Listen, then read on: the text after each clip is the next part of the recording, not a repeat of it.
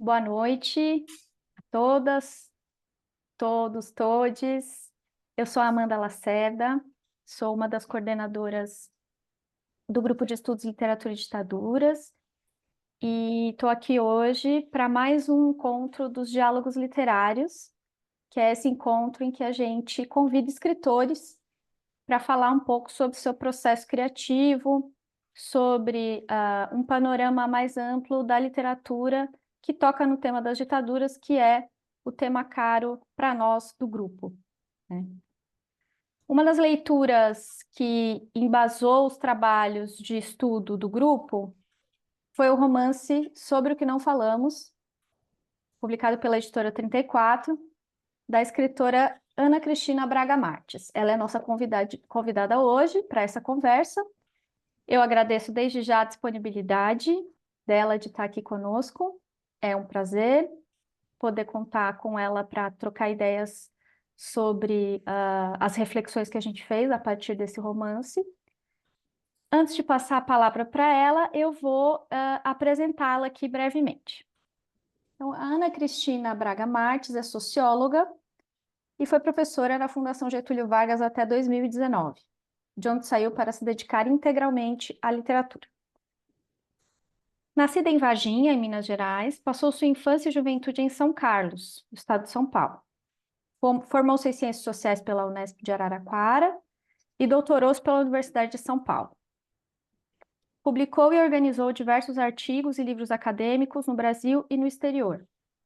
A Origem da Água, de 2019, editado pela Confraria do Vento, foi seu primeiro livro de ficção. Atualmente, é colunista da revista Pessoa e colaboradora do jornal Rascunho e da revista 451.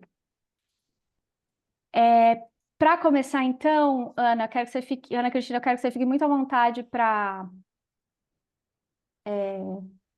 comentar da sua produção literária, fazer perguntas sobre o grupo, enfim, é mais para ser um bate-papo mesmo. Todo mundo que está aqui presente está convidado a integrar essa conversa. Mas para começar, então, vou deixar uma pergunta que é a seguinte: queria que você comentasse um pouco como é que foi o processo de escrita desse seu último romance. E como é que se deu, pensando a sua produção literária que começa anteriormente, essa sua escolha pela dedicação exclusiva à escrita de literatura? Bom, é um prazer enorme estar aqui, é uma alegria, é um privilégio ouvir vocês, que são pessoas apaixonadas por esse assunto, terem lido o meu livro e comentar sobre ele. Eu não tenho nem como agradecer, assim, me sinto muito honrada, não tenho outra palavra, né? E então, assim, é com muito entusiasmo que eu estou aqui e espero responder as perguntas e espero que essa conversa seja bastante frutífera. E vamos lá, então. Bom, eu não escolhi exatamente escrever sobre a ditadura. Quando eu decidi sair da sociologia, ou mais propriamente, sair da academia para escrever, a minha ideia era me afastar daquilo que eu imagino ser o campo científico, né, com as suas regras e métodos e técnicas de pesquisa e coletas de dados. Eu sempre fui pesquisadora, então eu nunca escrevi assim uma coisa mais ensaística ou muito mais teórica. Eu fazia pesquisa empírica e gostava bastante de fazer isso.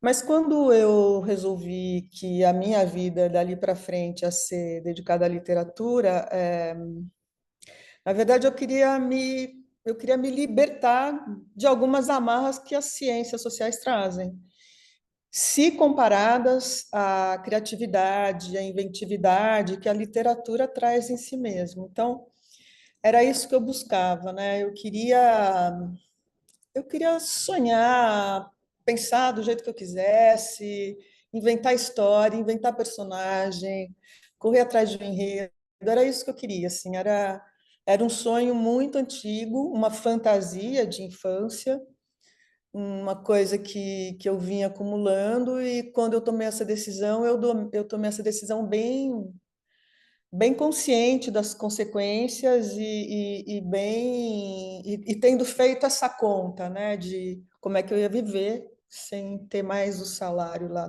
da Fundação Getúlio Vargas. Então, em tendo resolvido fazer isso, ou apostando, né, apostando nesse caminho, eu fui fazer a escola, um curso de escrita criativa no Vera Cruz, que vocês devem conhecer. Talvez alguns de vocês já tenham, inclusive, passado por esse curso. É um curso muito interessante, onde a gente tem a oportunidade incrível de ser lida pelos professores, de ser comentada, né, pelos professores e pelos alunos. Então, é um processo de escrita contínua, de ler, de escrever, de compartilhar. E terminado isso, como término do curso, a gente tem que apresentar um projeto de um livro, e eu apresentei o projeto do meu primeiro livro, então foi A Origem da Água.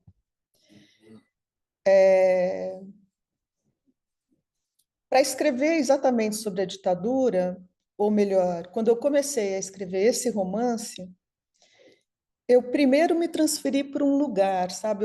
Para escrever esse livro, o último livro, sobre o que não falamos, eu parti de um lugar. Esse lugar era uma cozinha que eu via assim a cor da parede, o tamanho da mesa, do que a mesa era feita. Tinha alguma semelhança, mas não muita, mas era um lugar bom para mim, pessoalmente, que era a cozinha da minha avó, a casa dos meus avós.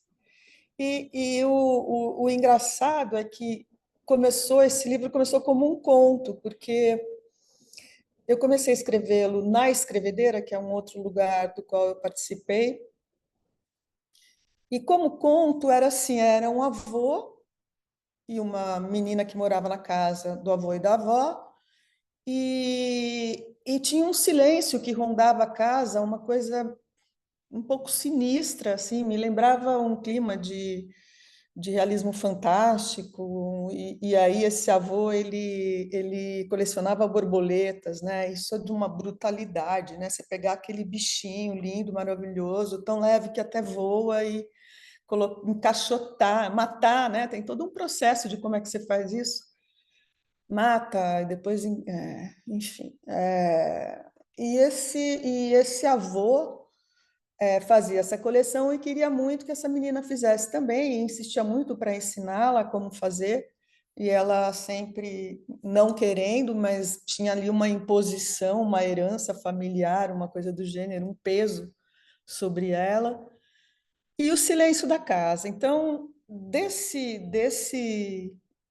conto, que é mais ou menos como eu falei para vocês, eu comecei a imaginar que eu não queria sair escrevendo esse conto, eu não queria sair daquele lugar, sabe, daquela cozinha, e queria explicar para mim mesmo aquele silêncio.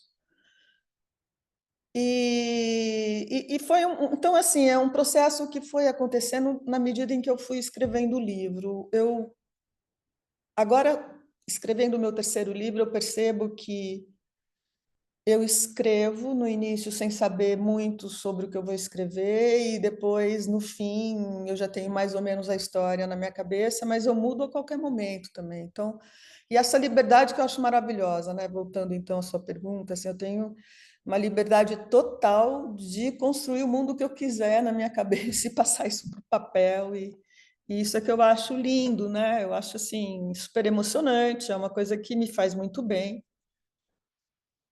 Até porque ser professora era uma coisa que eu pessoalmente não gostava, gostava muito do lugar onde eu dava aula, os meus alunos, adorava orientar. Tinha alunos, assim, tenho alunos que são meus amigos até hoje, alunos e alunas, mas o processo de dar aula me incomodava, me pesava para mim, era uma coisa que não.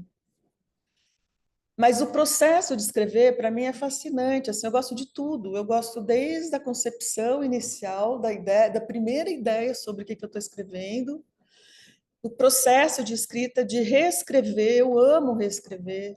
Eu amo, assim, eu adoro. Não sei quantas vezes eu pego o meu texto para reescrevê-lo. Eu gosto de tudo. Depois, a única coisa que eu não gostava era de buscar editora, porque aquilo me dava uma agonia. Agora eu estou mais calma, na 34. Então eu consegui dar esse, esse salto, que para mim foi imenso, né? Estou muito feliz na 34, acho muito legal, assim, que eles tenham aceitado publicar meu livro. Mas fora isso, assim, a divulgação eu gosto, conversar sobre meu livro, eu gosto, sabe, assim, tudo que tem a ver com meu livro eu gosto, assim, nada é pesado, nada é demais, tá tudo bem, sabe, tá tudo bem. Então eu acho que escrever também me fez muito bem, me fez bem, assim. Eu não vejo a escrita como uma terapia no sentido de dar vazão aos meus sentimentos, não é isso. Eu tento muito ficcionalizar as coisas. Eu tenho uma certa, como é que eu vou falar? Má vontade, não é um bom termo. Eu tenho uma certa implicância boba, talvez, com autoficção, sabe? Muita autoficção, assim, e uma modinha de autoficção que eu acho que já está, sei lá, para mim já se esgotou. Eu gosto da inventividade, né? Da imaginação literária, é disso que eu gosto. Claro que a minha imaginação, quando faço literatura, está ancorada em algum lugar que a gente pode chamar de realidade, né? Mas eu gosto da inventividade mesmo. Eu sou bem ligada no processo criativo e acho muito bom me expressar dessa forma. Acho assim, me encontrei, realmente assim, eu me encontrei fazendo isso, né?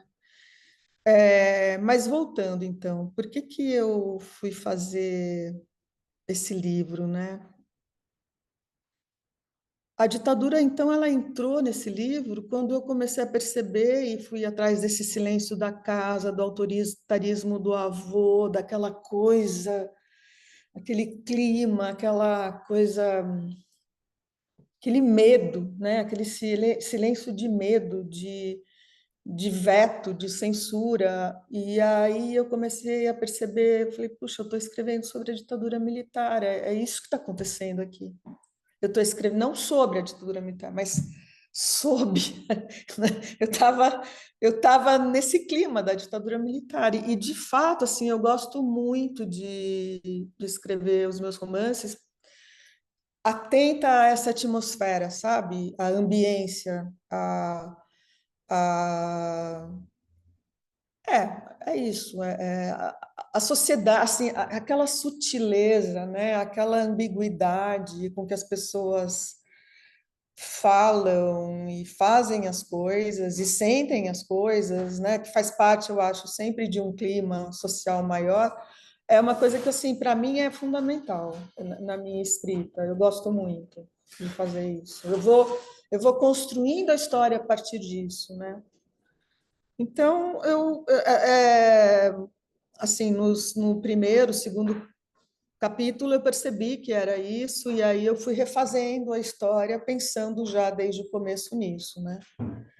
E também coincidiu uma coisa curiosa, que foi a absoluta coincidência, do mesmo jeito que é a maior coincidência o fato de que nesse ano que eu lancei o livro, são 60 anos, né, do golpe de Estado, absoluta coincidência. Do mesmo jeito que foi coincidência, muitas coisas que acabaram sendo escritas no livro, assim, que acabaram acontecendo. E eu acho isso, e eu acho que é isso que dá fôlego para o processo criativo, né? Essa abertura que eu tenho como escritora para buscar as coisas, né? Eu acho que assim, eu nasci para aprender, né? Muito mais do que para ensinar e para dar aula. Eu nasci para aprender, eu adoro estudar, eu adoro ler. Então, quando eu comecei a perceber que esse livro era sobre esse assunto, eu comecei a ler muitas coisas que eu já tinha lido, algumas coisas que eu não tinha lido, me lembrar de várias coisas da minha vida, porque eu vivi a minha infância na ditadura, né, militar, aquilo me dava um medo assim absurdo, eu cresci com aquele medo, quando eu era criança eu não sabia explicar, mas se a gente puder, vamos dizer assim, projetar esse medo em algum objeto, em alguma coisa, na época eu projetaria nos militares, assim, aquilo me dava uma agonia, e não porque alguém da minha família tivesse muito envolvido, não, eu realmente não sei explicar, assim, como que aquilo para mim foi tão importante, assim, então eu tenho amigas que nem se lembram, que não faziam nada, que, enfim, e para mim aquilo foi definitivo, né? E eu, inclusive, fui fazer ciências sociais porque eu queria entender esse país, né? Assim, essa era a minha grande pretensão. Até agora eu não entendo, mas enfim, acho que o que vale é a busca, né? É, então, quando eu percebi que eu ia falar da ditadura e quando também eu percebi que, obviamente, eu estava construindo uma protagonista que era menina, eu fiquei tranquila com uma coisa que eu achei muito bom, assim, e foi acaso, de novo, né? Foi por acaso. O fato de que, sendo uma menina, ela ia, como toda criança, descobrindo as coisas, né? Então, ela não tinha nenhum pressuposto, ela não partia de uma noção do que era ditadura, do que era ser comunista, do que era ser, sei lá, preso político, o que era um desaparecido, nada. Ela não, e com isso eu me livrei de uma coisa que eu acho que é catastrófica em termos literários, que é você fazer uma literatura panfletária, né, um manifesto, não é o meu estilo, não é uma coisa que eu gosto, que eu queria fazer. Então, eu acho que a protagonista menina me deu essa chance, esse reforço, essa possibilidade. Em muitas coisas eu me baseei na minha cidade, na cidade onde eu morei, né, em São Carlos, quando eu era criança, que é uma cidade tipicamente do interior, uma cidade rica, como o interior de São Paulo é, uma cidade que tem mais ou menos aquela geografia que eu defino no meu livro, quer dizer, várias cidades em São Paulo, no estado de São Paulo tem mais ou menos aquela geografia que eu defino no meu livro, que é a cidade onde moram as pessoas ricas, a ferrovia de trem, né, que traça quem é que está de um lado e do outro, mas esse traçado ele é social, né? Ele é socioeconômico, então os pobres ficam do outro lado, onde ficam também as fábricas, e imigrante branco, né, de olho azul, italiano, branco porque se achava branco, vindo para cá e tendo que se haver com uma fronteira social que era mais próxima, no sentido de também não serem ricos, né, mas de serem pobres, que eram os negros, isso era uma fricção muito importante, eu acho, né? Se vocês forem ler, por exemplo, as coisas no interior do Oswaldo Truzzi, que tem muitas referências sobre isso, vocês vão ver como era uma zona de atrito, né? Também, né? Então, não tinha uma questão de classe social só, tinha uma questão étnico-racial importante nas cidades do interior de São Paulo. Acho que no Brasil inteiro, mas enfim. Essa foi a realidade que eu vivi e da qual eu tratei no meu livro.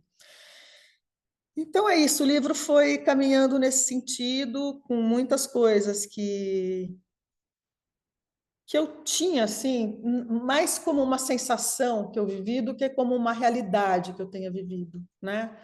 Então, foi assim, o material bruto, digamos, era muito subjetivo, o material com o qual eu trabalhei inicialmente.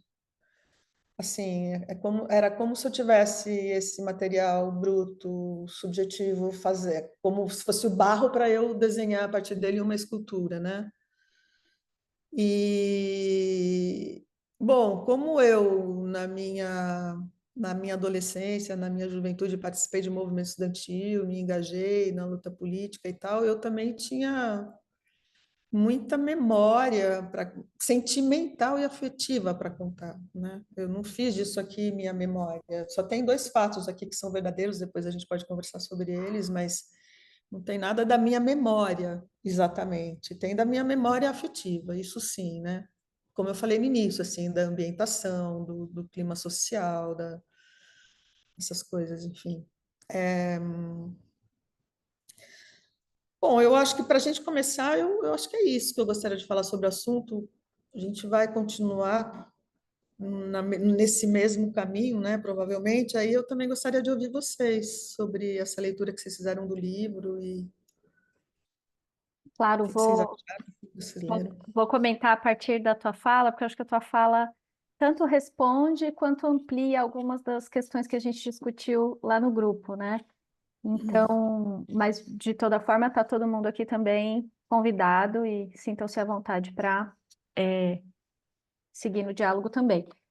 Então, algumas palavras foram muito frequentes, assim, nas primeiras percepções de leitura no debate do grupo, que você falou em silêncios, né?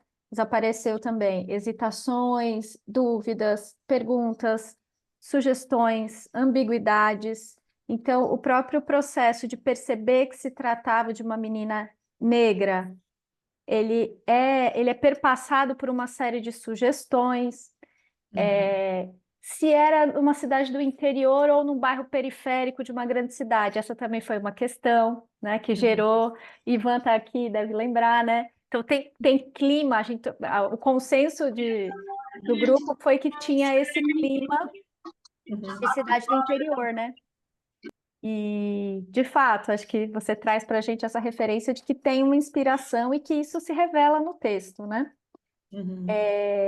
Outra questão importante também foi essa percepção do ambiente, porque você tem um ambiente predominante, que é o ambiente doméstico, né? Ainda que se expanda para a vila, para o vizinho, tá mais ligado ao vizinho. Acho que geograficamente talvez o lugar mais distante seja o clube, né? Onde a Clara vai nadar, porque até a escola parece bastante próxima, a casa abandonada. Você tem o ambiente está circunscrito a um lugar muito pequeno, né? E que vai se tornando cada vez menor em função desse silêncio sufocante, né? Então você começa falando sobre a cozinha, é isso, é o espaço como eu vejo predominante no romance, né? E inclusive com movimentos repetitivos, né? A forma como se prepara a mesa do jantar é sempre a mesma, o modo como o avô se movimenta enquanto está se alimentando, ou a avó se movimenta quando está se alimentando, é sempre o mesmo. Isso tudo vai criando, para além do ambiente, essa ambientação, né? Do silêncio, da hesitação, daquilo que a gente vai descobrindo pelo que é sugerido, né? Então, outra discussão interessante que apareceu no grupo foi sobre o ritmo do texto em si, né? Então, a percepção de alguns dos nossos colegas foi de que era um romance que ele começava devagar, que ele tinha um ritmo, né, mais lento e que ele ia se intensificando, ele ia criando esses momentos de tensão bastante progressivamente, por isso que ficava essa impressão de que ele começava mais devagar para chegar numa tensão de fato, né? Que é isso, a menina de repente descobre que o pai matou a mãe, mas não, e foi forjado, essa palavra não aparece, mas essa é a sugestão que se faz, né? A partir da notícia de jornal.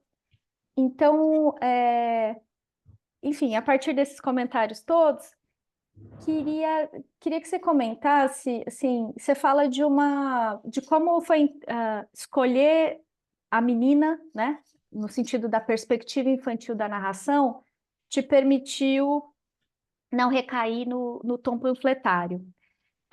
E aí eu queria que você comentasse um pouco assim, o quanto são conscientes essas suas escolhas, né? Você falou bastante do seu processo criativo, de como reescrever é uma das partes que você mais gosta, né? Como é que se dá esse processo? Porque se o romance parte da escrita de um conto em que os personagens principais são avô e neta, o romance ele é contado da perspectiva da neta, mas ele poderia ter sido contado da perspectiva do avô. E seria uma história completamente diferente, né? Porque ele teria esse lugar. E aí não é fazendo um juízo de nada, assim. Acho que tem bons romances em que a perspectiva principal é a do perpetrador, né? Me vem à cabeça agora, por exemplo, o romance da Ivone Benedetti, O Cabo de Guerra, que tem como a perspectiva um delator. Então não tem a ver com ser melhor ou com a qualidade com que se trata o tema. Mas que você comentasse um pouco no seu processo criativo mesmo.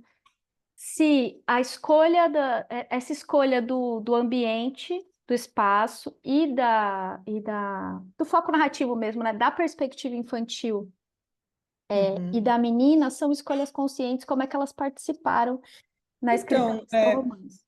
assim, elas são conscientes no sentido de que quando eu percebi que poderia ir por aí, aí começou a ser muito consciente. Mas até eu perceber, ou seja, antes de eu perceber que era sobre isso que eu estava falando, como eu disse antes, sobre a ditadura, foi por acaso. Eu estava trabalhando, eu estava naquela casa, eu estava vendo o que o avô fazia, falando como a menina se sentia, uma avó totalmente omissa, que cantava a ópera em italiano, isso já tinha aparecido. Então, assim, tudo isso por acaso, mas de repente eu falei, bom, mas eu devo estar escrevendo, eu posso escrever sobre a ditadura militar, pode ser sobre isso esse livro. Aí sim, né? Uma vez que isso ficou decidido, que eu tomei essa decisão, mas não foi no começo, aí tudo é muito consciente, muito. É claro que assim,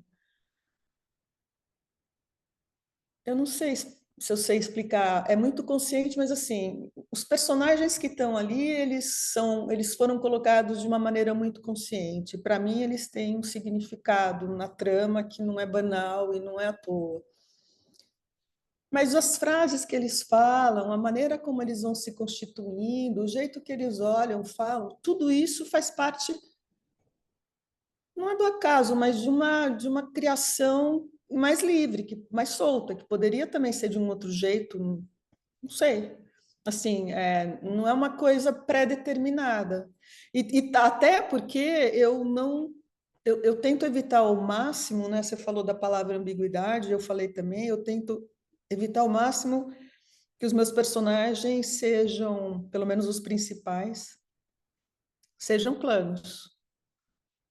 Tem ali uma vizinha que é meio, ela aparece um pouco por aí, talvez a cegonha aparecesse no início assim também, mas todo mundo que talvez apareça em algum momento assim, depois dá uma girada. Até os gêmeos, né? Porque os gêmeos, eles aparecem na história, eu acho, depois que eu escrevi, né? Não antes, não foi com esse propósito, mas depois que eu escrevi, eu acho que eles apareceram para mostrar como o erotismo, o medo e a violência estão ligados, né, na cabeça de muitas crianças e dessa protagonista foi óbvio, assim eu entendi. E então, assim, nada foi totalmente decidido, mas uma vez decidido, aí é tudo muito consciente. Muito mesmo, assim, diálogo, sabe? Mas essa é a voz dessa pessoa, mas essa palavra cabe nessa pessoa, mas, sabe, tudo. Claro, eu posso deixar escapar muita coisa que vocês podem ver que não responderia tão positivamente à minha expectativa. Eu acredito nisso, assim, talvez eu não tenha conseguido fazer tão bem quanto eu queria, mas a minha vontade era de ter, sim, bastante controle. Depois que eu decidi sobre o que escrever, como eram os personagens e tal, para mim é uma coisa muito consciente. Acho que a questão você falou de uma escolha consciente, mas não pré-determinada. Acredito que, sobretudo, porque ela não é linear, né? O romance, Sim, ele não se dá, o processo de escrita, né? E de escolhas para desenvolvimento da própria escrita, não é linear, né? Se não é no texto acadêmico, que dirá no texto ficcional, não é mesmo? Imagina, né? Não me arrisquei na ficção, até hoje, mas é essa a síntese que eu faço um pouco do teu comentário. Eu quero fazer uma outra pergunta, porque eu acho interessante o que você trouxe sobre a autoficção. Eu acho que um pouco esse desgaste da autoficção é essa palavra, boa, era essa palavra que eu estava buscando. eu acho que é um tanto o desgaste pelo qual passa a questão do testemunho. E eu digo isso porque eu estou um pouco mais próxima, né? Eu sou doutoranda agora e tem uma pesquisa que está relacionada a essa discussão teórica. Então, quando você falou, eu pensei, acho que tem a ver talvez com esse momento. E aí eu queria relacionar com uma citação que está na orelha do livro, né? Quem Uhum. escreve a orelha é a professora Beatriz Rezende, né? Sim. E ela fala sobre a narração em primeira pessoa. Ela diz que a narração em primeira pessoa é aspas da professora Beatriz Rezende, é uma estratégia feminista que se impôs na literatura contemporânea. Hum. E eu queria que você comentasse, o que que você acha dessa afirmação? Porque isso foi um tema de debate nosso também, assim. Muito nesse sentido assim, né, o teu romance não é autoficcional, a gente percebe isso, sabe isso, e você reafirma aqui que, ainda que haja alguma dimensão de memória, tem a ver com Hum. memória afetiva, não tem a ver com memória propriamente histórica do período, né? E muitos Uhum. romances partem disso, então tem outra chave, mas nos chamou a atenção essa ideia de que a primeira pessoa faz parte de uma estratégia coletiva, né? E não só coletiva, Hum. mas de uma estratégia feminista que se impôs na literatura contemporânea. O que que Tá, você acha? tá.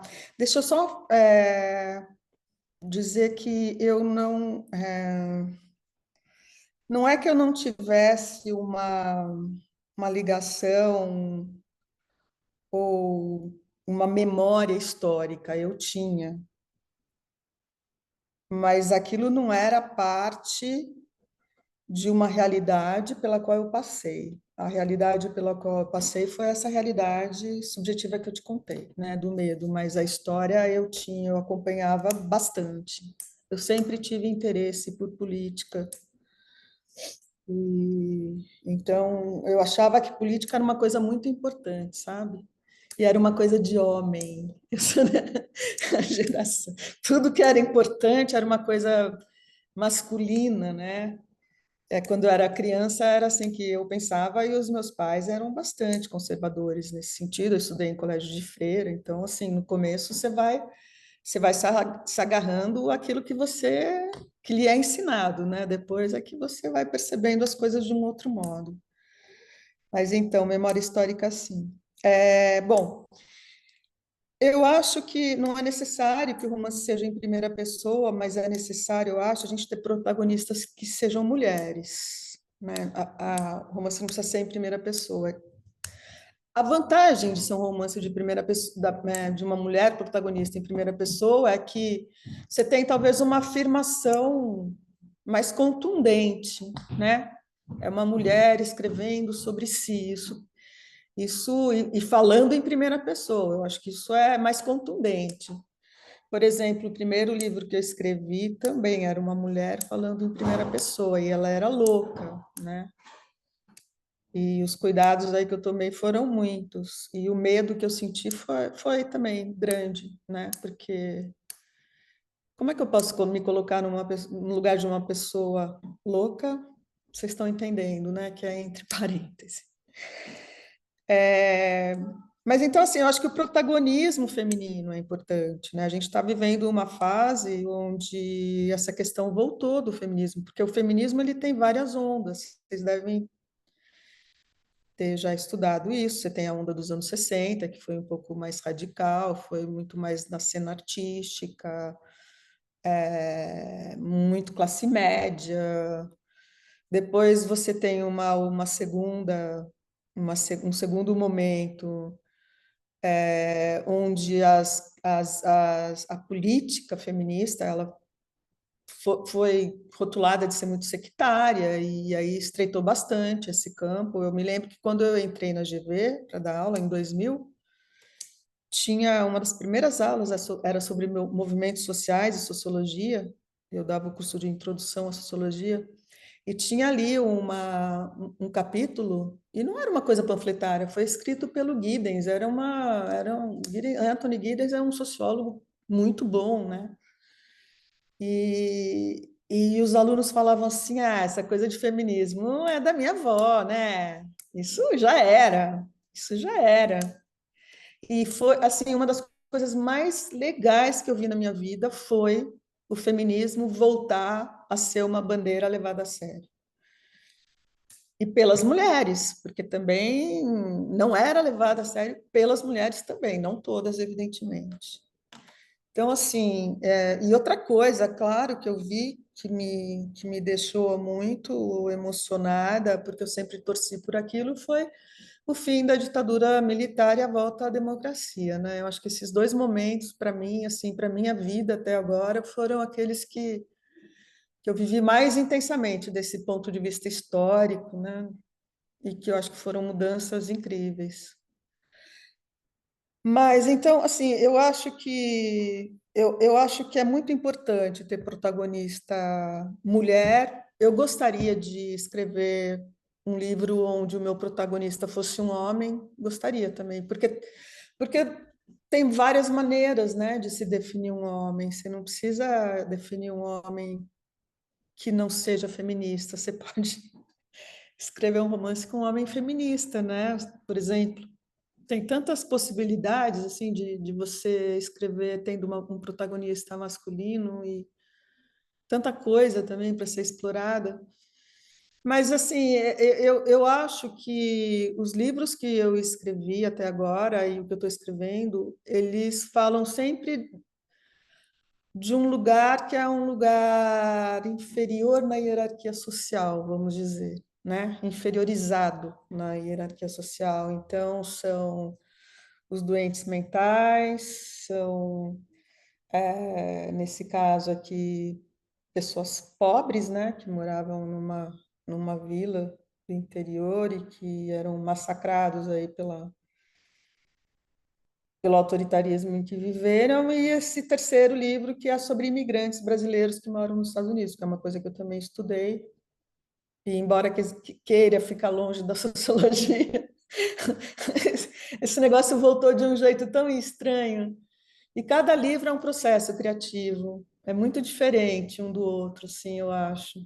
Primeiro, eu já tinha mais ou menos um roteiro, porque o livro foi baseado na Maura Lopes Cansado, ela tinha um diário, eu me baseei nesse diário. Então, digamos que eu já tivesse um roteiro, né, mais ou menos definido, até onde eu ia, o que aconteceu ali é tudo ficção, mas o segundo foi totalmente desse jeito, assim, por acaso, até eu decidir sobre realmente o que que era. E esse terceiro, eu escrevi, eu acho que em um mês, 120 páginas, 112 páginas. Esse número é engraçado porque, reescrevendo, ele não sai dessas 112. E então, acho que cada livro é um processo diferente, né? Isso que é maravilhoso também, isso é incrível, não? É uma potência. Sim. O Ivan tem uma pergunta. Ivan é um dos integrantes do grupo. Eu vou colocar ele aqui em O destaque. Ivan eu conheço das redes sociais, né, Ivan? Sim.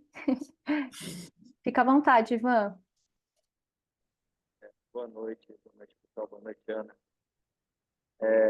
Eu sei que você falou um pouco sobre isso, dessa coisa do acadêmico, né, de pesquisadora. Mas eu queria que você falasse como essa parte pesquisadora acadêmica acaba influenciando na escrita como você é escritora, né? Como isso daí interferiu? Eu acho que assim, por mais que você faça cursos, faça preparações, tente meio que descontaminado acadêmico, Uhum. vai estar muito ali dentro de você, sabe? Essas memórias, toda essa informação que você tem sobre ditadura, sobre mulheres, sobre feminismo, questão de raça também. Uhum. Isso, por favor. Legal, Ivan. Então, uma vez socióloga, sempre socióloga, né? É um jeito que você vê o mundo, né? É uma lente muito fundamental na sua vida, né? Então, eu queria me afastar nesse sentido, não de ver o mundo, claro que também são visões diferentes, mas essa visão sociológica, ela pode continuar, eu acho, deve continuar, desde que sob um certo controle, né? Eu, pessoalmente, não gosto, eu não gosto, mas assim, eu sei que tem várias pessoas, inclusive um professor da GV que escreveu um livro e tem muito de sociologia nesse livro, mas eu não li o livro. Então, não sei se o livro é bom, se talvez eu gostasse, e se isso pode ser um caminho porque é uma coisa que também está acontecendo bastante, né? Essa literatura que mistura ensaio com memória e vão cedendo todas as fronteiras. Mas, pelo menos na minha trajetória, né, de onde eu parti, esse descolamento com a sociologia era muito importante, muito, porque eu fazia pesquisa empírica, né? Então, para mim, a metodologia era uma coisa assim muito impositiva, né? Eu dei aula de metodologia de pesquisa na GV, na pós-graduação, durante muitos anos. E, e eu não queria mais esse jeito de escrever as coisas, né? Eu queria esse jeito mais livre, onde a subjetividade possa ser mais, ter um espaço mais abrangente. E o mais legal, assim, eu acho que eu quero emocionar as pessoas de um outro jeito. Não acho que a sociologia não emocione. Eu acho que quando eu vejo um dado absurdo sobre estupro no Brasil, aquilo, né, me emociona, óbvio. Mas eu queria um outro tipo de emoção, né? Assim, eu queria. É engraçado isso. Eu acho que eu queria mostrar para mim mesma ou para quem quisesse ler os meus livros que eu tinha uma sensibilidade que eu acho muito complicada, para ser bem sincera, mas que ao mesmo tempo tinha alguma beleza, sabe? Como a loucura da Lopes Cansado tinha, e eu acho que tinha mesmo, né? Então, é aquilo que eu volto a dizer, quer dizer, a questão da subjetividade para mim foi muito importante. E como socióloga, eu acho que eu posso dar várias informações, digamos assim, no livro, né? Ou evitar algumas escorregadelas. Mas como socióloga, eu acho que, pelo menos por enquanto, eu queria ser mais mesmo, queria ser poeta, para falar a verdade. Eu não sei, esses livros vocês devem ter lido também, né? E devem ser bons. Eu não, deve ser tudo muito bom, interessante. Eu não li. Eu não li o Torturado, por exemplo. Eu acho que tem essa pegada antropológica, pelo que eu ouvi dizer. E eu não li porque eu queria que essa história decantasse um pouco para eu entrar nesse livro com mais liberdade. Essa coisa do sucesso, assim, de uma coisa tão estrondosa, me bloqueou ao invés de me chamar. Então eu não li, mas parece que tem também, né? Ele é um antropólogo que. Mas eu também, assim, eu acho que eu não vou fazer um tipo de literatura que busque destruir fronteiras, confrontar fronteiras, ou ser muito inovador e nem nada disso. Se eu fizer, não terá sido porque era isso que eu queria na literatura. Eu acho que não. Assim, eu também não faço nenhuma questão de participar de nenhuma corrente ou de ser rotulada ou intitulada isso, aquilo. Também não. Não. Essa liberdade eu me dei junto com a liberdade de não dar mais aula, sabe? É como se assim, eu posso fazer o que eu quiser, do jeito que eu quiser, do jeito que eu souber. Então, isso é uma liberdade incrível, né? Muito grande. Eu sinto isso. Eu respondi, Ivan? Desculpa, eu não sei se eu delirei aqui. Eu queria aproveitar, na verdade, tanto o que você trouxe como resposta, quanto a questão do Ivan, que me parece que é isso, a literatura como linguagem, ela possibilita de uma maneira mais interessante esse tipo de liberdade, né? Que Uhum. me parece é o que você procura, né? Que você tem comentado.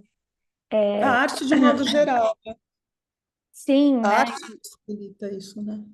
Porque tem a ver com a plasticidade, né? Então, se a gente, pensando aqui, e é por isso que eu falo que eu estou partindo também da pergunta que o Ivan fala, é, quando você toma essa decisão e a partir dessa possibilidade de se dedicar exclusivamente à literatura, é impossível deixar de ser socióloga. E talvez nem seja o caso, né?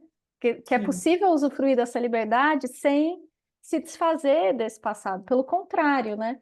Porque uma das discussões que a gente fez sobre o romance também é como ele articula uma série de questões, né? Que estão envolvidas com as questões de gênero. Então, você tem. Não há uma discussão sobre feminismo no livro, mas tem uma protagonista que é uma menina. Sim. Isso impõe, né, um caminho para reflexão. Você tem uma questão racial envolvida que é construída de uma maneira muito forte, né? Então, algo que a gente discutiu bastante no grupo foi essa questão do ser quase, o quanto é violento essa ideia de quando a cegonha fala, né, para Clara, não, você não é, você é quase. O quanto isso chega para ela como uma violência e que é uma violência, né? Então, não só essa questão, mas o fato de ser uma menina negra também impõe um caminho para essa interpretação, né? Tem Uhum. a questão histórica, né? Como eu disse, e aí acho que isso é uma chave interessante do romance também, porque como tanto o espaço quanto o tempo, eles são sugeridos, né? De início, a gente vai Sim. construindo essa percepção de que é uma cidade do interior, é um bairro de trabalhadores, perto de uma ferrovia. Confesso que comecei a ler muito influenciada pela maior parte dos romances contemporâneos que falam de ditadura recentes, que estão Uhum. nos dias de hoje, que estão nos anos 2000. Então, eu falei, bom, essa menina está nos anos 2000, mas ela não pegou um celular até agora, que estranho. Então, eu fiquei, cadê? Eu comentei isso no grupo, né, no Ivan. Ela pegou o celular e falou, não, isso aqui é mais antigo, isso aqui não pode ser dos dias atuais. Então, isso tem a ver com uma linguagem plástica, né? Aquela que você Sim. está dizendo um monte de coisas, mas no final das contas, não dá para interpretar tudo, porque as sugestões, as hesitações, Sim. os silêncios, e tudo isso é conteúdo, não é só uma questão de forma literária, né? Sim. É Sim. como Sim. forma e conteúdo, a forma é também conteúdo, né? Sim. Agora, bom, vou tentar transformar isso, falei um monte agora, mas vou tentar transformar numa pergunta que é assim, acredito, né, que essas coisas perpassem a obra quando você vai construindo, porque você tem essa história como socióloga, você é uma socióloga e é uma escritora.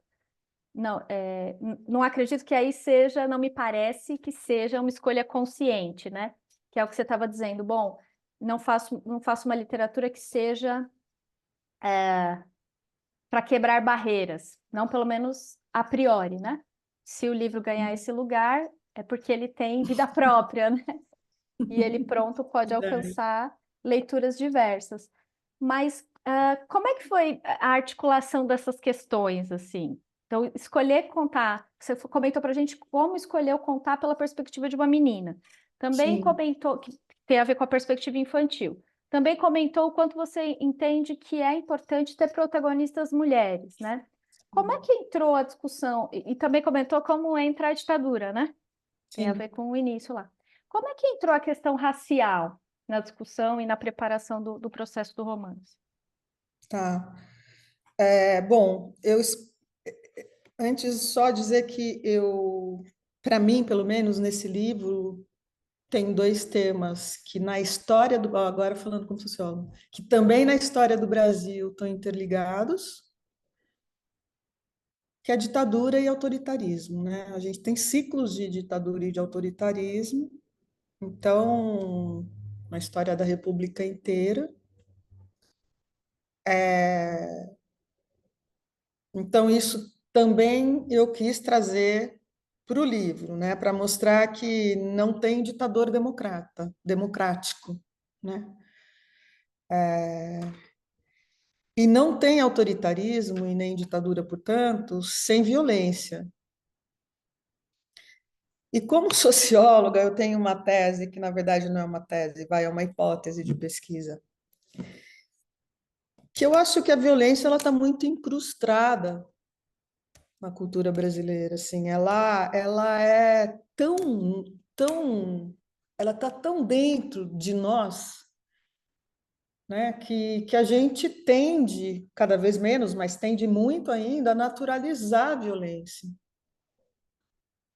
a violência cotidiana, a violência dos policiais, óbvio, e a violência dos militares, dos políticos, é como se... E a violência dentro de casa, a violência doméstica. Então, assim, a gente tem uma... Eu não sei quais seriam as palavras, precisaria pensar melhor nas palavras, mas a gente tem introjetado, de algum modo, um nível satisfatório de violência que vai muito além daquilo que eu acho que poderia ser suportável se a gente pensasse na nossa condição humana, ou se a gente se comparasse a outros países. Né? O número, agora a gente viu toda essa questão do aborto voltando de novo, é um absurdo, o número de feminicídio, esse livro fala também, né, de um possível feminicídio, que se não ocorreu, é o que menos, ou não, se ocorreu ou não, é menos importante do que o fato de que poderia ter ocorrido, poderia, porque naquele lugar ocorria, e é isso, é nesse país que a gente vive, onde os feminicídios ocorrem e batem recordes mundiais. Então, essa ligação entre ditadura, autoritarismo e violência, para mim, estão imbricadas no livro, quis trazer imbricadas no livro, porque eu acho que estão imbricadas no Brasil. Em alguns momentos era do Brasil que eu estava falando, não era da Vila.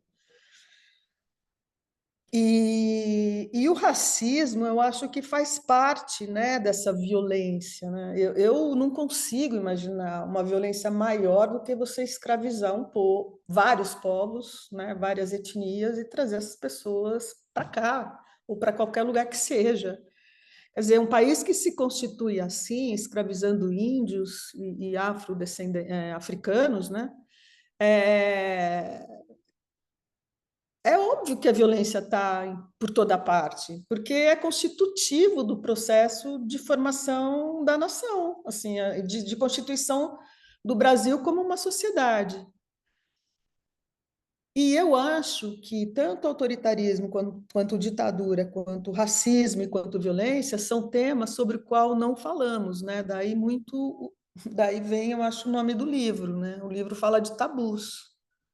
Violência no Brasil é um tabu por quê? Porque o brasileiro adora essa imagem de que ele é um povo muito alegre, né? De que ele trata muito bem os estrangeiros, de que mesmo ferrado, ganhando pouco, trabalhando muito, ele vai, ele dança, ele brinca, ele tem um jogo de corpo, ele tem não sei o quê, uma maleabilidade, né? Para pensar a vida e não leva nada a ferro e a fogo.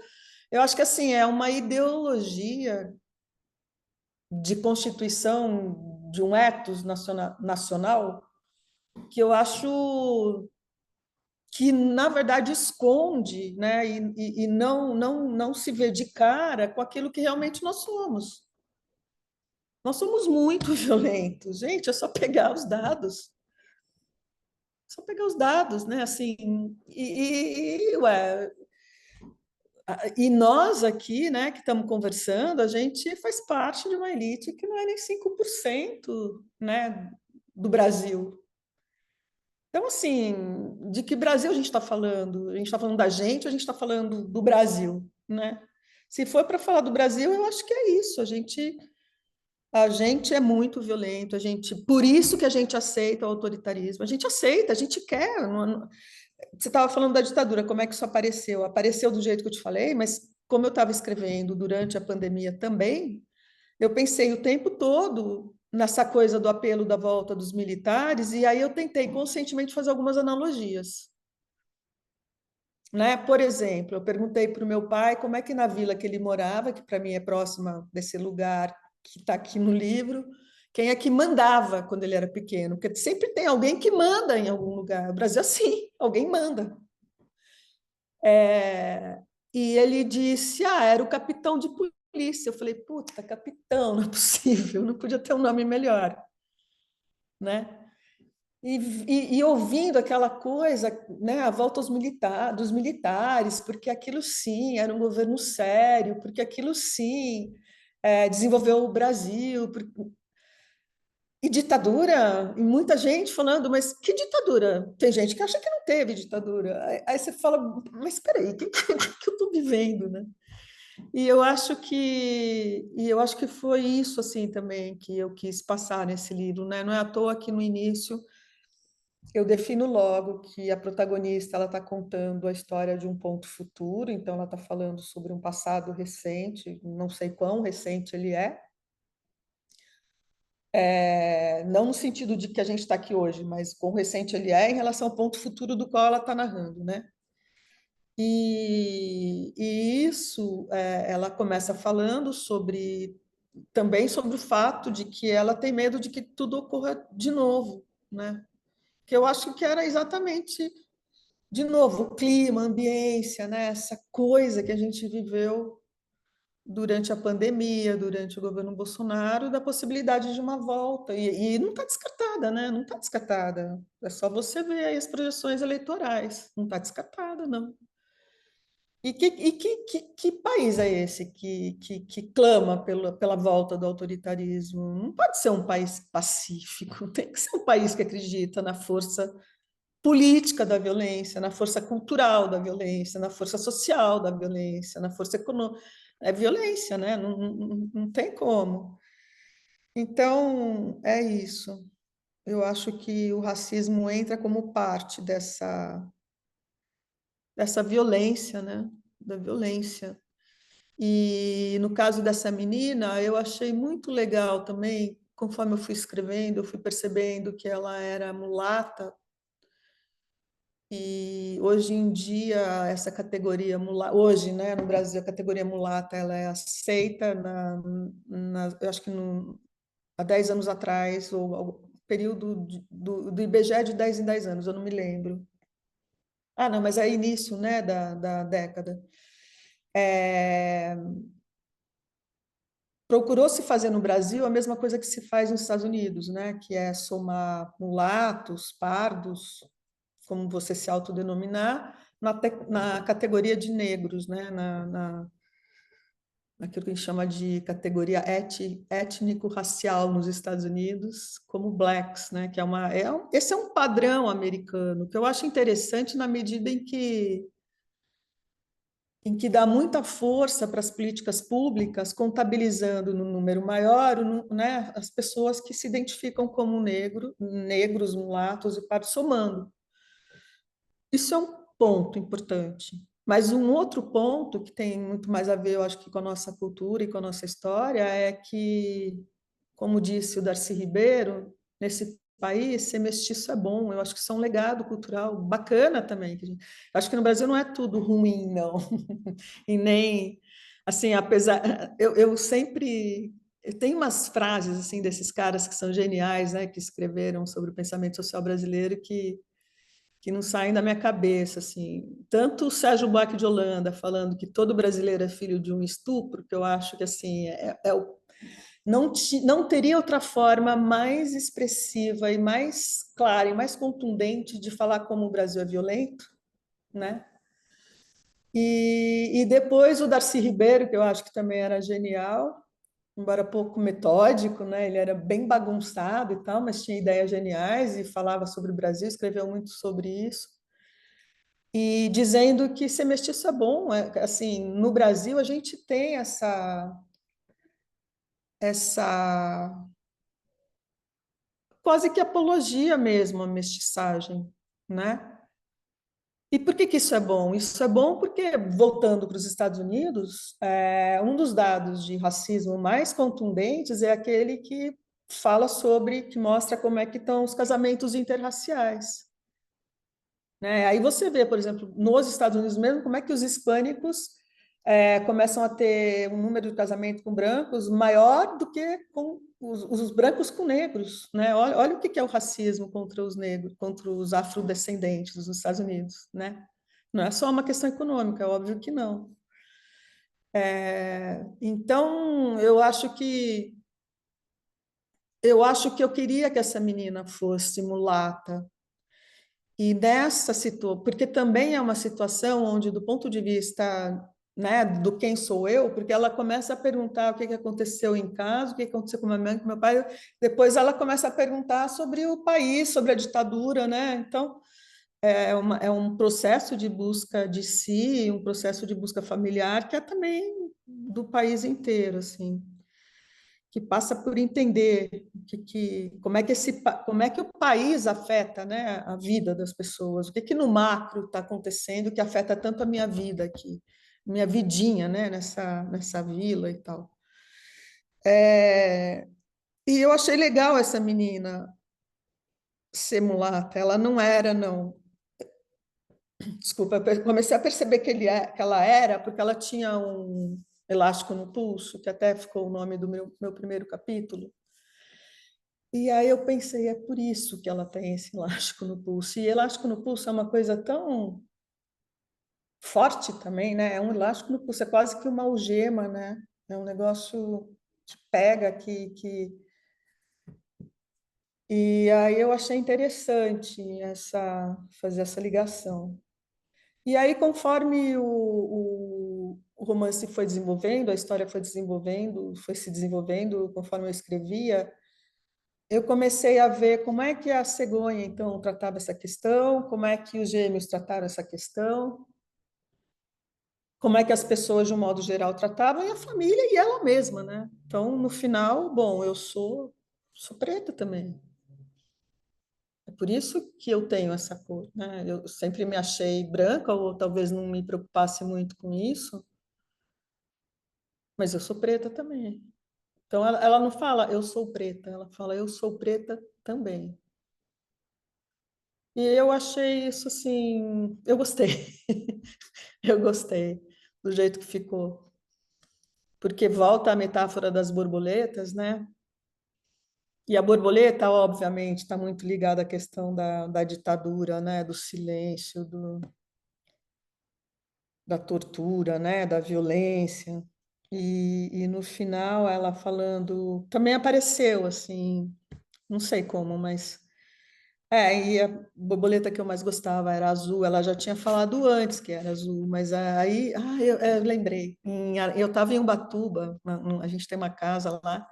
Eu estava observando uma borboleta azul, que ela apareceu, linda, assim, linda, linda, veio, veio, veio. Ela parou. Quando ela parou, ela era preta. Eu falei, putz, pronto, bárbaro, né? Casou, fechou. Então, assim, eu fui construindo essa questão durante o livro, depois apareceu esse advogado, que eu acho que também é interessante, porque vocês sabem que numa sociedade tradicional, conservadora, agrícola, ou no início da industrialização, como era o caso aqui, é, a ordem legitimada é a ordem do mando, né? Do chefe, do senhor, né? E numa sociedade mais moderna, mais democrática, você tem uma burocracia que responde aos mandatos, né? Mandatos, aos mandos, né? Ninguém pode fazer assim o que quiser de uma hora para outra. Não tem o capitão que vai lá e fala mata ou some com. Não é assim que funciona. Você tem um processo público, burocrático e tal. Então, eu acho que ter aparecido esse delegado, para mim, também sinalizou bem essa passagem, sabe? Olha, essa pessoa aqui, ela. E tanto que o capitão fala: eu não quero que esse cara se meta. Isso, para mim, é uma questão de honra, é uma coisa bem antiga também, bem dessas sociedades mais antigas, é uma questão de honra. Não é uma questão de justiça, é uma questão de honra pessoal, né? Então, assim, nessas horas também eu vou me valendo da sociologia, né? Eu gostava muito do Weber e de toda a teoria dele sobre a ação social e sobre a burocracia. Então, nessas horas eu me valho aí desse repertório para construir o enredo e os personagens também.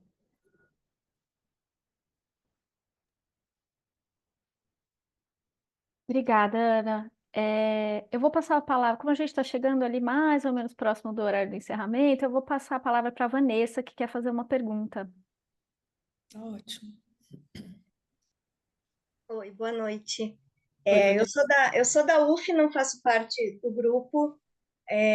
Eu caí um pouco de paraquedas assim na ditadura, porque eu pesquiso a Tânia Jamar Failassi, que é uma escritora gaúcha, jornalista, escritora.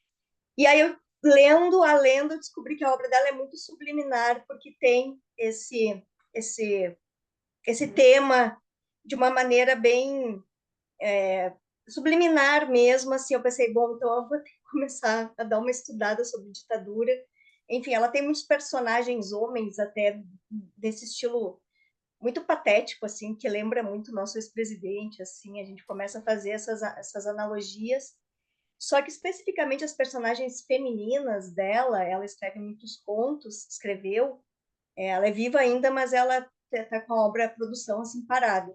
E as personagens femininas dela tem muito a questão da derrocada, porque acredito que seja da época, né? Porque é escrita de autoria feminina fim dos anos 60, anos 70, tem essa característica, né? Com a Clarice e com outras. Então, eu queria perguntar para a tia, Ana Cristina, assim, o que esses finais tão melancólicos ou trágicos de muitas personagens femininas, principalmente dessa época, das escritoras, elas podem ter a ver com o período histórico? O que elas têm a ver, assim, o que pode ter com a ditadura, que eu também estou querendo fazer essa ligação, sabe? Porque muitas das personagens da Tânia que eu pesquiso, elas têm esse final e eu sinto que tem muito a ver com o período também. Então, assim, se tu pudesse também me falar a respeito. Sim, Obrigada. outro dia eu estava. Obrigada a você pela pergunta. Eu não sei se eu posso responder assim exatamente a sua pergunta, mas eu posso falar marginalmente, né, dando uma resposta, fazendo uma resposta aqui meio de improviso. Mas outro dia eu estava ouvindo a Maria Rita Kell, que é uma psicanalista. Eu gosto muito do YouTube, eu vejo muita coisa. Se eu vou dormir, eu fico o tempo todo nos podcasts e tal. E no YouTube, nos vídeos. E aí ela estava dizendo que para Ana Karenina não teria outra saída, né? Ela tinha que se matar. Não tinha como, naquela sociedade, ela conseguir alguma outra coisa que não fosse a morte. Ela tinha que morrer, desculpe, no livro. E eu acho, sim, que do ponto de vista histórico, seria muito difícil para uma mulher. Seria isso nos anos 50, né? 60, 70? Essa cronologia, mais ou menos, essa temporalidade? E isso é anos 60, anos 70, né? É. Eu acho, sim, que seria muito difícil para uma mulher imaginar que ela poderia ser protagonista e uma protagonista heroína ou qualquer coisa do gênero, né? Que pudesse se sair bem de uma história onde o conflito giraria em torno de uma autoafirmação dela, que eu imagino que é disso que se trata, né? Nos livros que você está citando. Eu acho que sim, com certeza. E eu acho que não é à toa, né, que as mulheres estão escrevendo sobre mulheres protagonistas, estão escrevendo em primeira pessoa e conseguem fazer isso hoje em dia no sentido de dar um final esperançoso, né? Eu procurei dar um final esperançoso, se é que eu posso chamar assim, porque eu não sei no que vai dar aquela história depois. Eu não sei se o pai dessa menina matou ou não a mãe. Isso é um problema, né? Pensando no passado, na história do Brasil. Eu não sei várias coisas que ainda estão muito indefinidas, sobre as quais não falamos, mas eu procurei ali mostrar um personagem em transformação, né? E essa transformação no sentido de que ela vai ousando, ela vai descobrindo, ela não está parada, ao contrário, ela é ativa nessa procura, né? E, e com muita coragem, né? Inclusive, muita coragem para uma menina. Então, eu também eu não queria dar um final feliz, assim, não, eu não. Eu não acredito muito nesse fim de livro onde as coisas acontecem e tudo se realiza de um jeito. Claro, você também não está falando disso, mas eu não queria.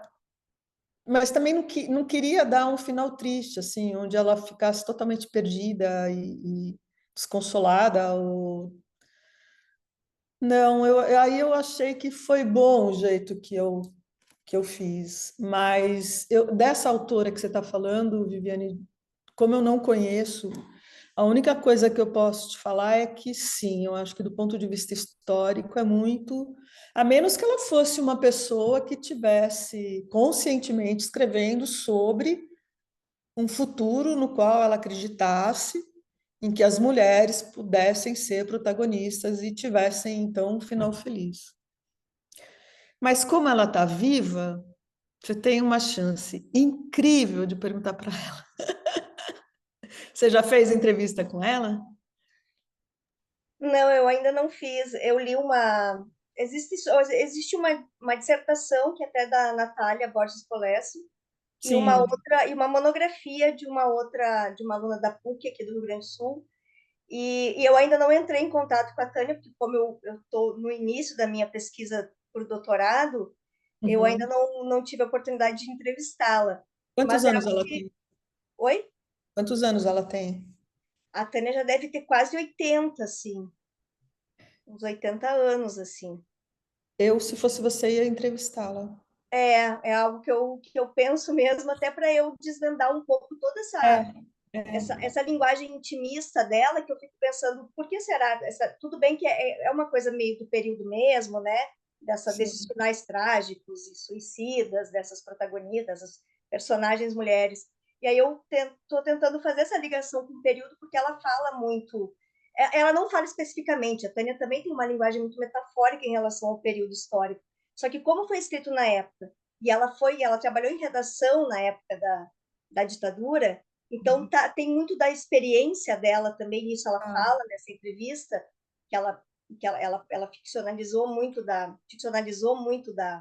vivência, então eu acredito que tenha muito do período também dentro hum. dessa obra dela, entendeu? Bom, agora uma coisa também é fato, né? Mesmo que ela te dê uma resposta afirmativa, se a resposta dela for afirmativa ou negativa, vai ser só a resposta dela, né? Você vai ter que ter a sua própria resposta, independente da resposta que ela te der. Mas eu acho que é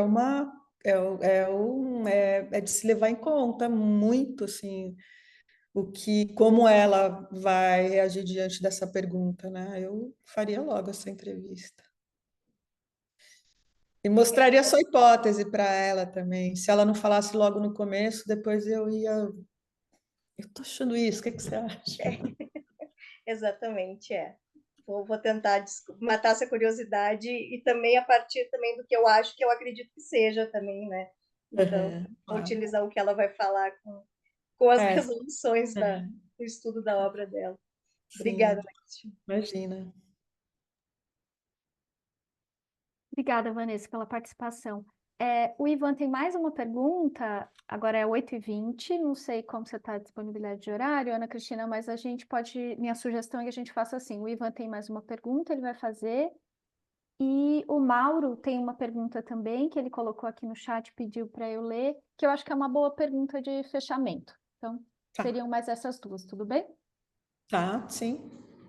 Então, vamos lá, Ivan, a palavra é sua. Ana Cristina, e perdoa se eu estiver errado, Hum, mas vou colocar uma questão. O mundo acadêmico e a literatura, de alguma forma, estão dentro de alguma bolha, sabe? Um espaço elitizado, né? sim. Você pensa sobre como furar essa bolha com o livro e também, assim, como falar dessas violências todas que o Brasil, né, perpetua e vai sempre continuando. E, geralmente, quem está nesse mundo acadêmico, literário, não é atacado diretamente, né? Então, como falar sobre a violência que o outro sofre mais diretamente? A gente sofre de uma forma talvez indireta. Tá? Eu queria falar um pouco sobre isso. Isso é uma coisa que eu penso sim, Ivan, penso porque desde que assim, a primeira poesia, a mais infantil que eu escrevi na vida, desde pequenininha, eu queria mostrar, sabe? Eu queria mostrar para as pessoas. Aquilo nunca ia se completar em mim mesma, assim. Então eu tenho certeza, uma grande convicção de que eu não escrevo para mim mesma, embora eu seja uma pessoa com os meus princípios e os meus valores que eu levo muito em conta quando eu escrevo, né?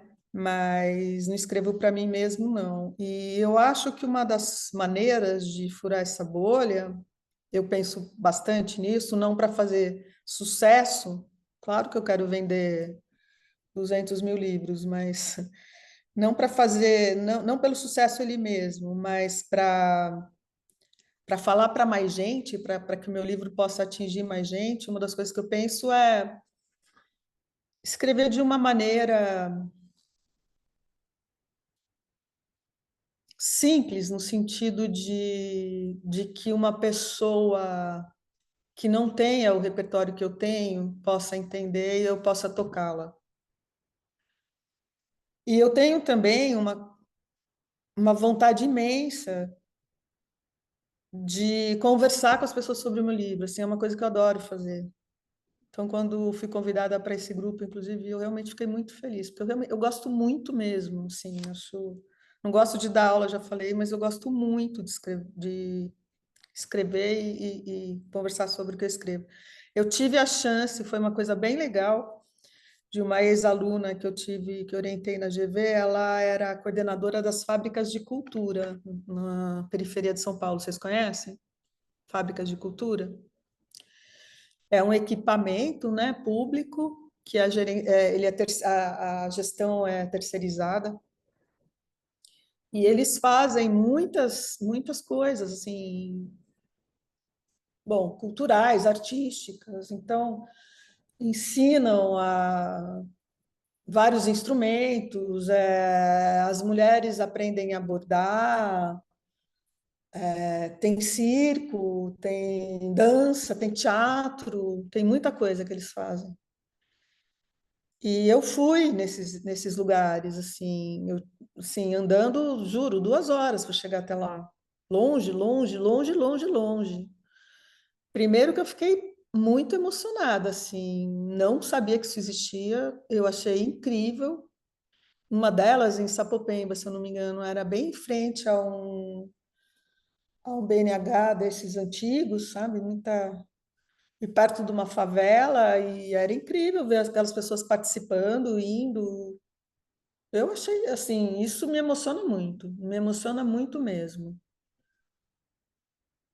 E eu acho que esse também é um jeito, né, de ir até lá. Eu acho que a gente tem que ir onde a gente é lido, né, ou, se não for lido, onde alguém queira nos ouvir.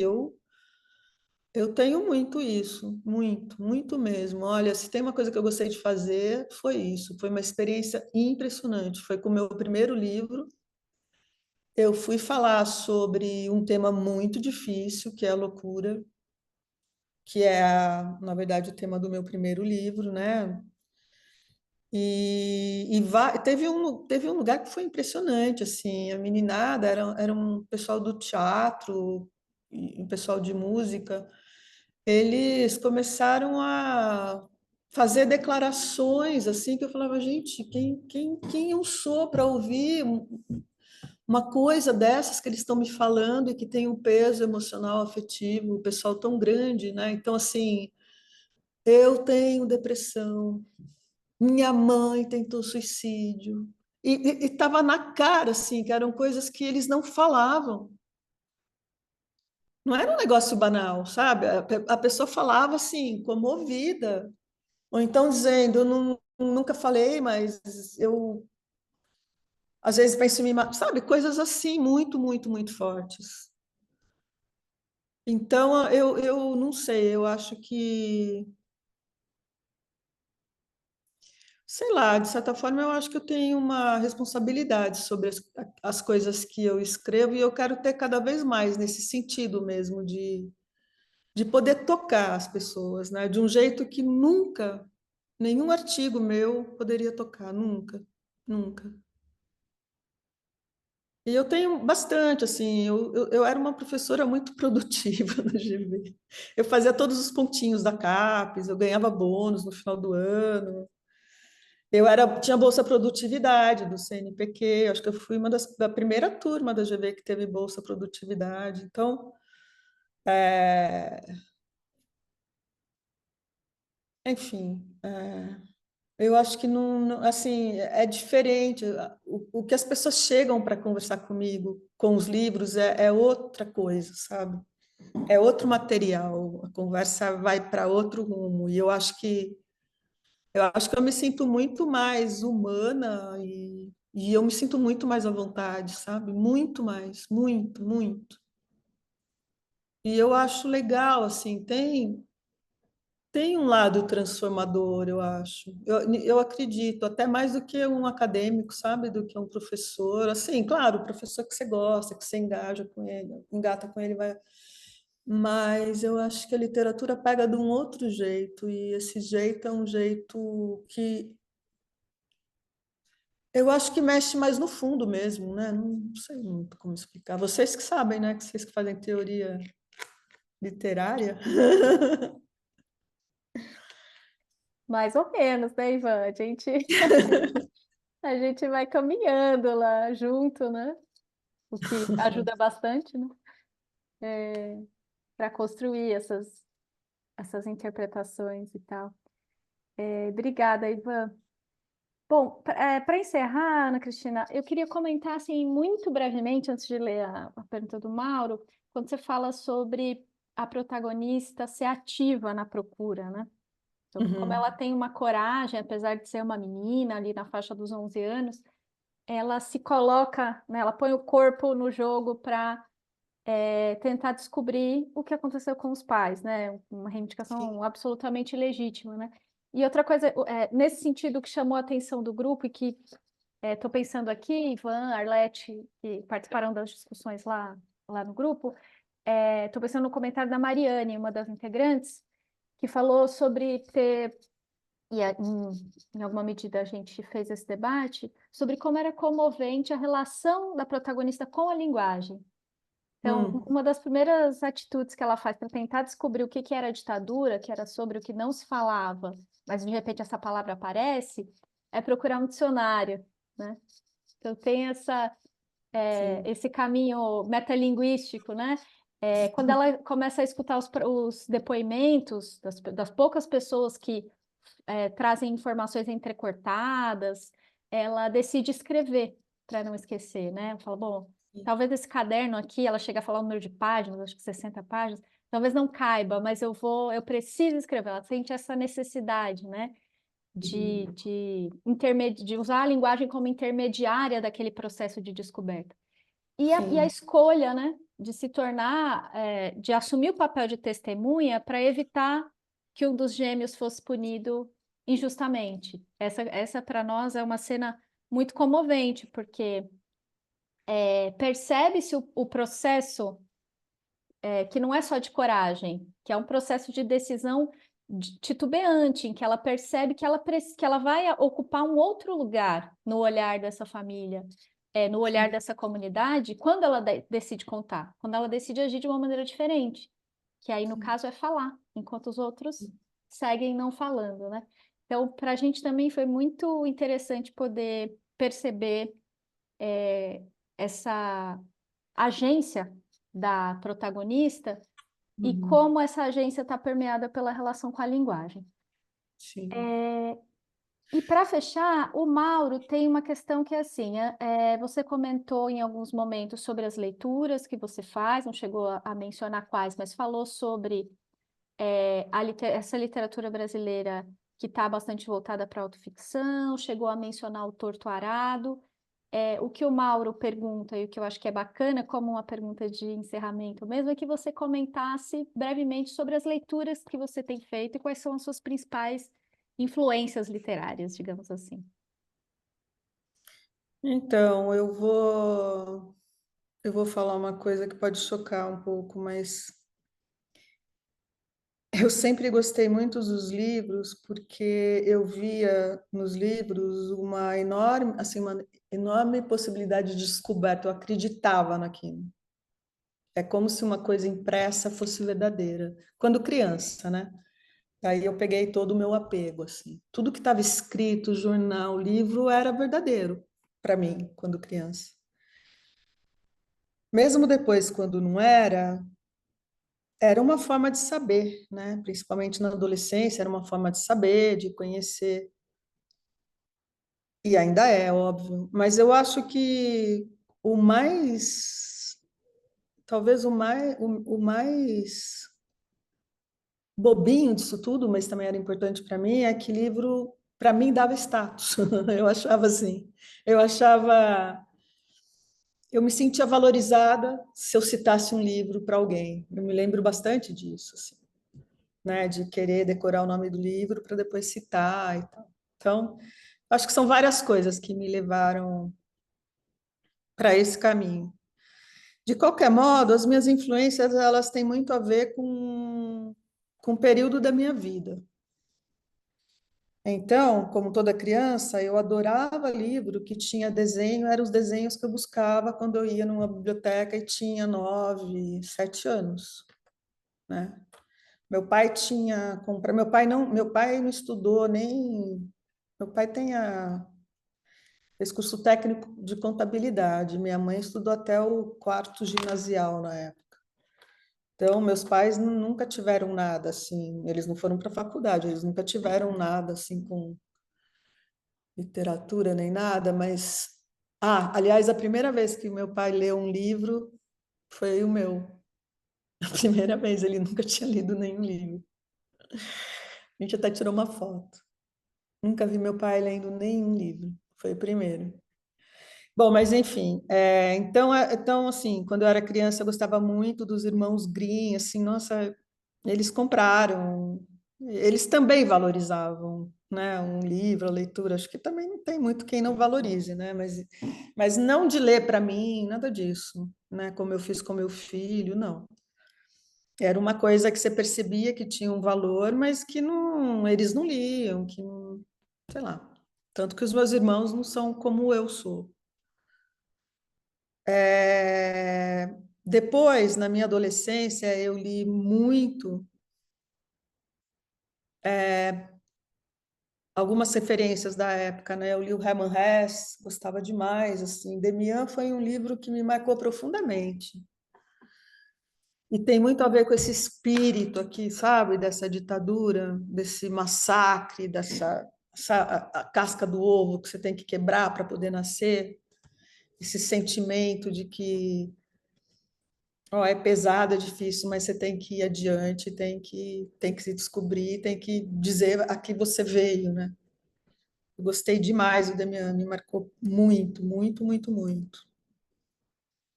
É... Depois eu passei um bom tempo na minha vida lendo praticamente só ciências sociais mesmo, muito, muita sociologia. Eu andava com o Capital, que na época, imagina a ditadura ainda, era uma coisa assim, né? E eu ia para os lugares com livrinhos assim, embaixo do braço. Ai, que engraçado. E, e aí eu lia muitas ciências sociais, parei muito de ler literatura, mas eu me lembro assim de uma literatura bastante geracional de quando eu também fui adolescente, que era o Marcelo Rubem Paiva, Morangos Mofados, não me lembro quem escreveu, e outras coisas assim. Nessa época eu até comecei a escrever um livro que eu perdi, não sei onde foi parar, mas fiquei motivada por aquilo. E depois, quando eu comecei a pensar mais nessa coisa da literatura, na verdade, eu me pensava mais como uma poeta. Eu queria escrever poesia. Aí eu li muita poesia, né? Assim, quando adolescente também eu li bastante. Fernando Pessoa, acho que é uma. Acho que essas duas pessoas me influenciaram bastante, Fernando Pessoa e Hermann Hesse. E depois, assim, eu gostei muito da Virginia Woolf, assim, eu fiquei muito apaixonada por ela e pela Clarice Lispector. As duas ao mesmo tempo, fiquei muito. Eu me lembro que estudando em Boston, assim, aquela neve caindo, uma depressão que não me largava. E eu fui na esquina, uma livraria ali de esquina, e tinha uma estante de livros brasileiros e tinha bastante coisa da Clarice Lispector. E eu comprei vários, assim, e li muito nessa época. Clarice Lispector. Então, eu acho que cada momento da minha vida foi um autor que eu gosto, assim, quando eu gosto de um autor, eu vou atrás bastante, leio e tal, vejo. Agora, recentemente, você quer saber o que eu tenho gostado?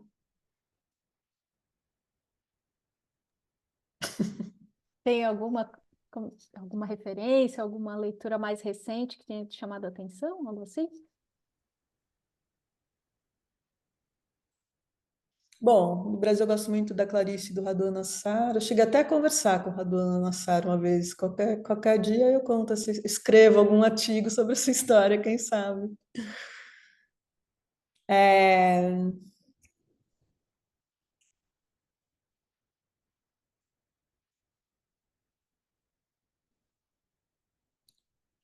você vê que coisa? Eu acho que eu só tenho lido mesmo coisas antigas, eu acho. De quem vocês gostam? Vamos ver se eu li alguma coisa. Mauro quer comentar aqui. Eu tenho Essa lido. Raquel Husky eu não gostei, por exemplo. Tá É, na moda, eu não gosto. Não me pegou, assim. É porque tem que pegar, né? O sim. gosto que eu digo é... Ela te pegou, assim, você sentiu que ali tinha alguma coisa a mais que não um livro só para ler, porque todo mundo está lendo. Quem que vocês Essa autora eu têm não lido? li, mas eu me esforço para intercalar leituras, senão eu fico lendo só a literatura de ditadura, né? E aí tem Ah, a coisa tanto do esgotamento quanto do peso do tema. Então, estou lembrando aqui de uma leitura, como eu faço esse exercício de tentar intercalar outras leituras, estou lembrando de uma leitura recente que foi do livro A Pediatra, da Andrea Del ah, Fuego. E esse me sei. pegou pela. Eu achei uma personagem principal muito bem construída, assim, porque ela me pareceu muito desprezível, assim, foi como pode uma sensação tão, né, marcante de que essa pessoa não deveria existir, assim, sabe, o comportamento e tudo mais. E é interessante, né, que possa pegar não só pela ternura, né, Assim. pela Então, reflexão. eu assim, para não falar que eu não li nada, eu até fiz algumas resenhas, então seria um absurdo eu não me lembrar de algumas delas. Não, eu tenho lido bastante, assim, eu tenho tentado acompanhar. E na literatura brasileira, eu gosto de citar a segunda vez, na verdade, que eu estou citando um autor que eu acho que escreveu um livro muito bom, que se chama O Homem de Papel, ele se chama João Almino, ele é do Paraná, se não me engano, da Academia Brasileira de Letras. Ele escreveu um livro onde ele dá vida a um livro do Machado de Assis.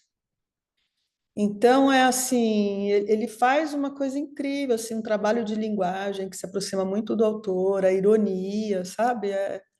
Eu gostei muito. Aliás, foi na mesma época em que o Sérgio Rodrigues, né, ganhou um prêmio também com uma coisa parecida. Aí, na verdade, ele ressuscitou o Machado, o Sérgio Rodrigues, e o João Mino ressuscitou, ele fez do livro um homem, que não é bem um ressuscitamento, uma ressuscitação, sei lá como é que chama isso.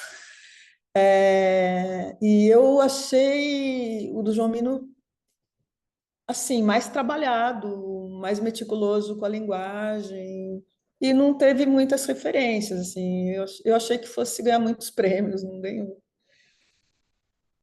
Prêmio não significa nada, né, mas é uma forma de furar a bolha, como o Ivan perguntou, como é que eu vou furar a bolha Sim, se um dia... sim, sim. Muito Mas eu bom. eu tô lendo agora a Natália Ginsberg, gosto muito. Os Imigrantes, do Sebald, estava lendo também por conta do livro que eu estou escrevendo, né, que trata de imigração.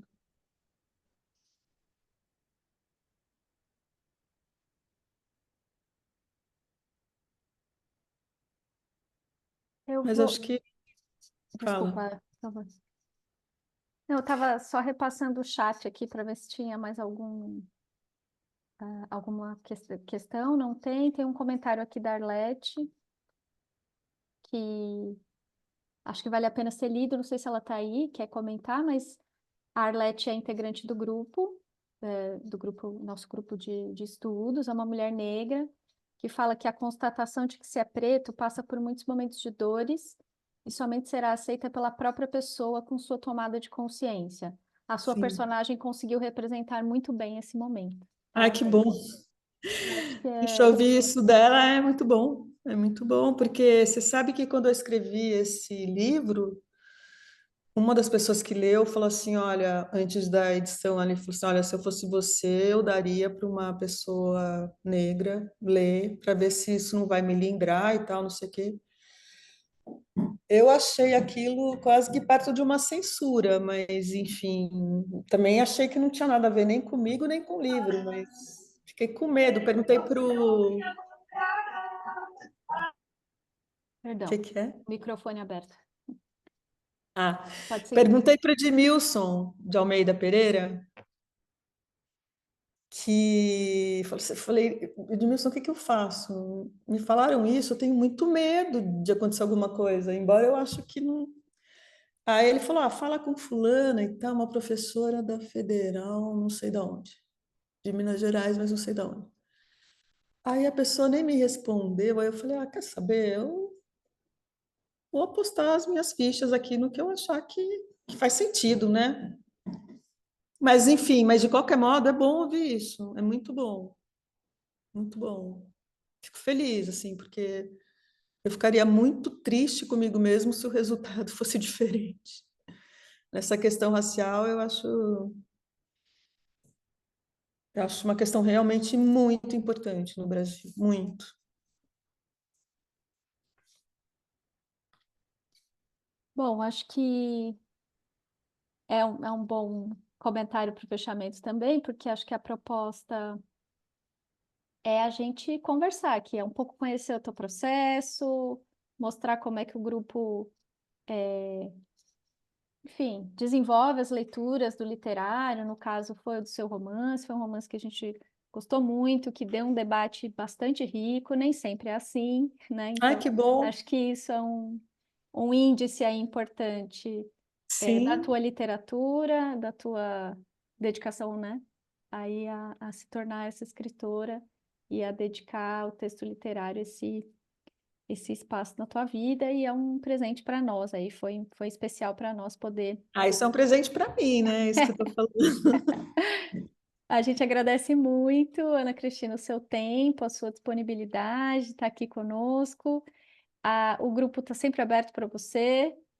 O Grupo de Obrigada. Estudos de Literatura e Ditaduras. Quero agradecer. A gente acabou passando um pouquinho do horário, então tem um pessoal que já, enfim, precisou sair da chamada de vídeo, mas esse encontro fica gravado, ele vai ser disponibilizado no YouTube do Grupo de Estudos. Em breve a gente disponibiliza o link, lá na nossa página do Instagram, tá Tá bem? ótimo. Então, mais uma vez, muito obrigado, Ana Eu que Cristina, agradeço. a todo mundo Nossa, que está agradeço aqui, muito mesmo, de verdade. e até a próxima. Tchau. Tchau, tchau, obrigada. Eu que agradeço.